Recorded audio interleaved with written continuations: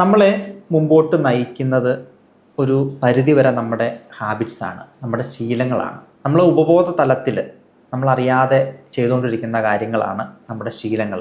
നമ്മൾ ശ്രദ്ധിച്ചാൽ അറിയാം, എല്ലാ ഹാബിറ്റും നമുക്ക് വേണ്ടതല്ല. എത്രത്തോളം പുതിയ ഹാബിറ്റ് നമ്മൾ വലിയ പ്രഷർ എടുക്കാതെ, വലിയ എഫർട്ട് എടുക്കാതെ നമ്മളെ വിജയത്തിന് വേണ്ടി മനസ്സ് നമ്മളെ പ്രേരിപ്പിക്കുന്ന ഹാബിറ്റുകൾ ആണ് നമുക്ക് വേണ്ടത്. ഇപ്പോൾ ചില നെഗറ്റീവ് ഹാബിറ്റുകളായിരിക്കും നമ്മൾ മുമ്പോട്ട് നയിക്കുന്നത്. ചില ഹാബിറ്റുകൾ നമുക്ക് പെട്ടെന്ന് നിർത്താൻ സാധിക്കില്ല.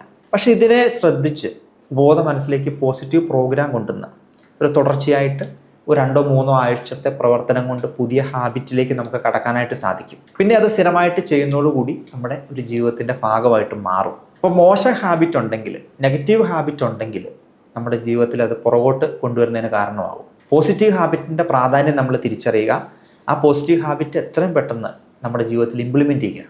അതിനായിട്ട് സബ് കോൺഷ്യസ് മൈൻഡിൽ നമ്മൾ റീപ്രോഗ്രാം ചെയ്ത് നമുക്ക് ഏതൊക്കെ ഹാബിറ്റാണ് നമ്മളെ വിജയത്തിലേക്ക് എത്തിക്കുന്ന, ഏതൊക്കെ ഹാബിറ്റാണ് നമ്മൾ തിരിച്ചറിയണം, അത് നമ്മുടെ ലൈഫിലേക്ക് നമ്മൾ കൊണ്ടുവരിക.